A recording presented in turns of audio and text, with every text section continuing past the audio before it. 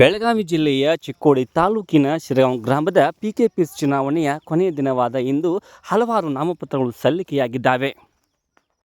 ಕಾಂಗ್ರೆಸ್ ಬೆಂಬಲಿತ ಹಾಗೂ ಬಿಜೆಪಿ ಬೆಂಬಲಿತ ಹಾಗೂ ಕರ್ನಾಟಕ ರಾಷ್ಟ್ರ ಸಮಿತಿ ಪಕ್ಷದ ಹಾಗೂ ಪಕ್ಷೇತರ ಅಭ್ಯರ್ಥಿಗಳಿಂದು ಚುನಾವಣೆಯ ನಾಮಪತ್ರ ಸಲ್ಲಿಕೆಯ ಕೊನೆಯ ದಿನವಾದ ಇಂದು ಹಲವಾರು ನಾಮಪತ್ರಗಳನ್ನು ಸಲ್ಲಿಸಿದ್ದಾರೆ. ಕೆಆರ್ಎಸ್ ಪಕ್ಷದ ಅಭ್ಯರ್ಥಿಗಳು ವಿಶ್ವಗುರು ಬಸವಣ್ಣವರ ಪುತ್ಥಳಿಗೆ ಮಾಲಾರ್ಪಣೆ ಮಾಡಿ ನಾಮಪತ್ರವನ್ನು ಸಲ್ಲಿಸಿದರು.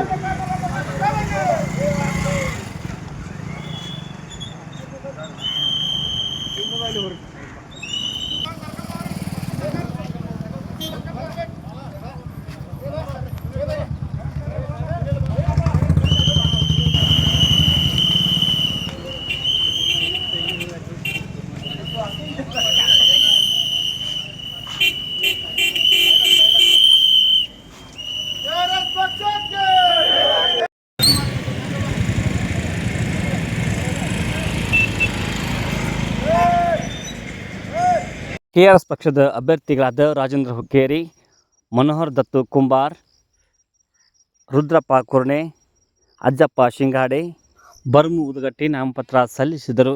ಕೆಆರ್ಎಸ್ ಪಕ್ಷದ ಚಿಕ್ಕೋಡಿಯ ಜಿಲ್ಲಾ ಘಟಕದ ಅಧ್ಯಕ್ಷರಾದ ರಾಜೇಂದ್ರ ಪಾಟೀಲ್ ಸೇರಿದಂತೆ ಶಿರಗಾಂವ್ ಗ್ರಾಮದ ಕೆಆರ್ಎಸ್ ಪಕ್ಷದ ಹಲವು ಸೈನಿಕರು ನಾಮಪತ್ರ ಸಲ್ಲಿಕೆ ವೇಳೆ ಹಾಜರಿದ್ದರು.